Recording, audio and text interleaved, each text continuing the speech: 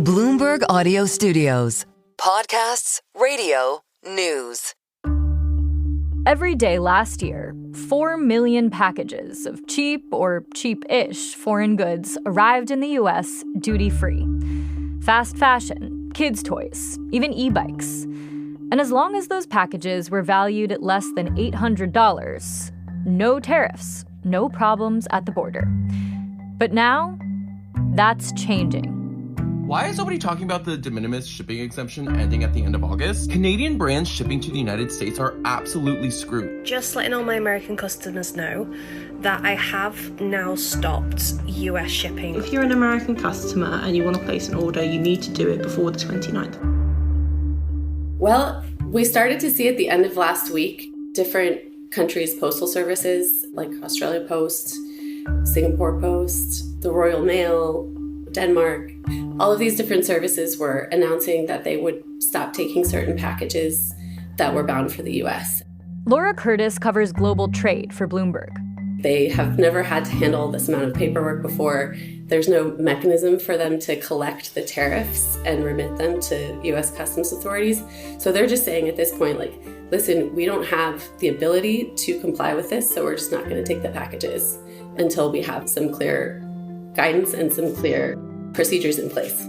The reason for all this confusion is a Trump administration policy change that's finally going into effect on Friday.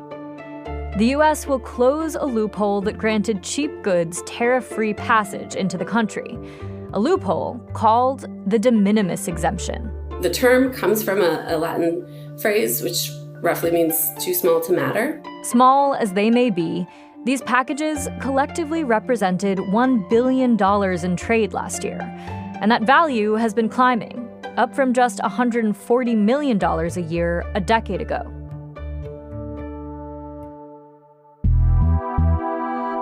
I'm Sarah Holder, and this is The Big Take from Bloomberg News. Today on the show, the end of the de minimis exemption, why a carve-out for goods that were seen as too small to matter is actually a really big deal. The de minimis exemption has been around since the late 1930s. Back then, it applied to all goods coming into the country that were worth $1 or less. Some countries argue that these low-value packages, it costs more to collect tariffs on them than it does to let them in without. Bloomberg global trade reporter Laura Curtis says the U.S. exemption stayed at $1 for decades before rising to $5 in 1990.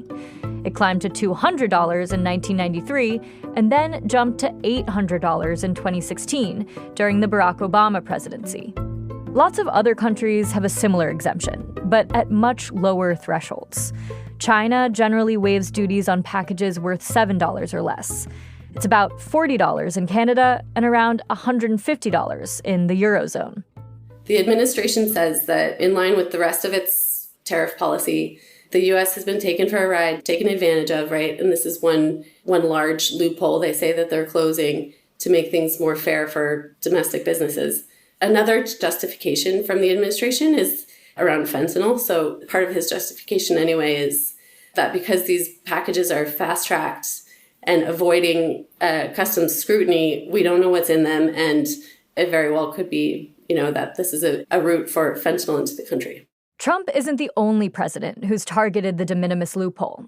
Joe Biden's administration also took steps to crack down on what it called de minimis abuses in 2024. Trump took up the cause again at the start of his second term, announcing that he'd end the exemption on lower-value packages coming into the country from mainland China and Hong Kong. And on May 2nd, those went into effect. We have seen a big crackdown on those packages, so things like Shein, Temu, those fast fashion, e-commerce, straight-to-consumer shipments have already stopped from China, and that was the bulk of these types of shipments. In July, Trump announced that he'd also be ending the exemption for all countries' imports. And that has set off a panic for foreign postal services around the world.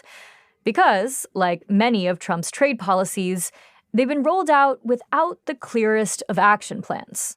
So as of Friday, every package that enters the United States must have with it a customs declaration that says the contents of the package, the value, the country of origin of those goods. So not just where this thing is shipping from, but where the thing was made, and sometimes even down to its component parts.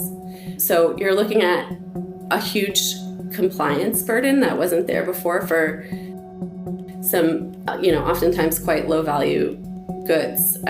Think about the last thing you bought on Etsy, or a widget from Thailand that you need to replace a part of your pizza oven, or whatever it is. You're looking at a whole new layer of complexity in terms of importing these types of things.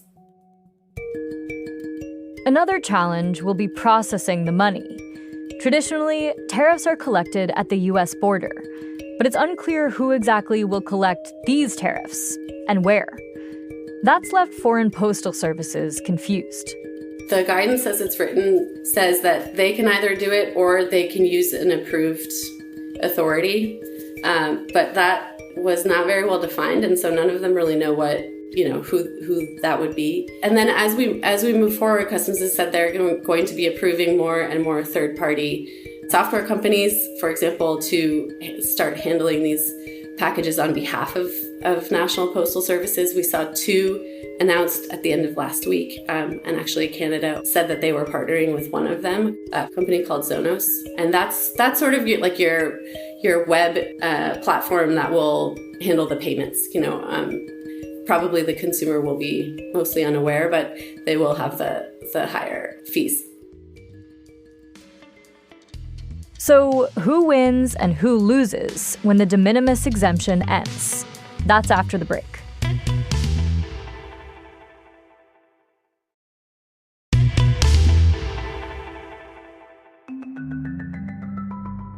For the first time in nearly 90 years, there will no longer be a de minimis exemption for low-cost packages entering the U.S. There is still one small loophole: person-to-person shipments of gifts worth less than $100. If your Canadian grandma wants to ship you the scarf she knit, that can still enter the country duty-free. But that exemption doesn't apply to any packages shipped by companies. I asked Bloomberg's Laura Curtis about some of the companies this change might impact most. I think first we're going to see the small and medium-sized companies that are importing, toys, books, custom apparel, shoes, folks who bring in really specialty products that they have spent a long time sourcing from other countries will often use the de minimis loophole. The other thing I think we should keep an eye on is what happens to the intermediate goods. Things that U.S. manufacturers need and often buy as they go to make the products that they sell domestically and export. But as the cost of those things rises or become, even unavailable in some cases, I think we'll see that kind of knock-on effect here at home as well. Closing the loophole will also create new challenges for e-commerce platforms that connect buyers and sellers all over the world. Platforms like Etsy.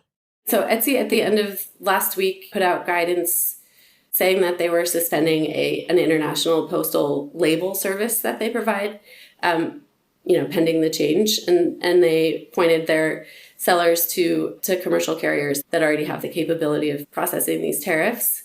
How big of a deal is it for Etsy to stop issuing these shipping labels for packages sent from countries like Canada? How much will that impact its business and the business model of these small business owners who rely on a platform like Etsy to sell their goods? Well, I think in the short term, these sellers will likely use services that are already in place from commercial carriers for a higher fee. And that fee will likely get passed on to U.S. consumers buying the goods. Laura says that's the big headline here. Like Trump's other tariffs, they may be intended to support U.S. businesses, but they're also expected to have an impact on the prices U.S. consumers pay. I think with a policy like this, it's likely to hit lower income folks who relied on, cheaper goods, just like a lot of these trade policies with the additional fees attached and tariffs to goods. It's likely to hit those people who have tighter budgets. Some people have blamed or credited the de minimis exemption for fueling the rise of fast fashion brands like Shein or Temu. Does the closing of this exemption mean that the kinds of businesses that will be created and that will flourish will change? I think we're going to have to see, what are consumers in the U.S. willing to pay for? How long are they willing to wait? I think part of the sort of TikTok hauls and, these types of consumer trends we've seen over the last few years may change. I think we're, starting to see that already, but to the extent that the U.S. consumer is going to change their taste for, cheap, quick goods, I don't know. They just might not be as quick or as cheap. If fewer of these lower value goods are being sent into the U.S., are they going to go to other countries? One of the things we're keeping an eye on now, me and my colleagues around the world, we're starting to see other countries reevaluate their own de minimis type policies. So once the U.S. curbed all these packages coming in from China, those goods are starting to find their way to other markets. So we've seen some countries already in Latin America reduce or scrap their low value exemptions altogether. And that conversation is also starting in the UK and in the EU.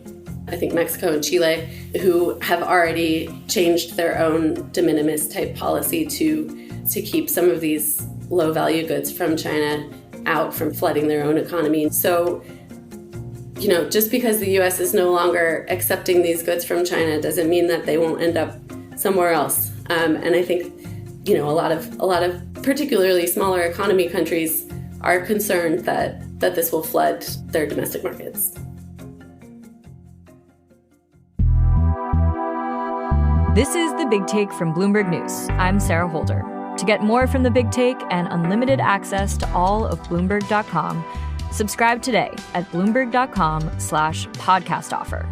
If you like this episode, make sure to follow and review The Big Take wherever you listen to podcasts. It helps people find the show. Thanks for listening. We'll be back tomorrow.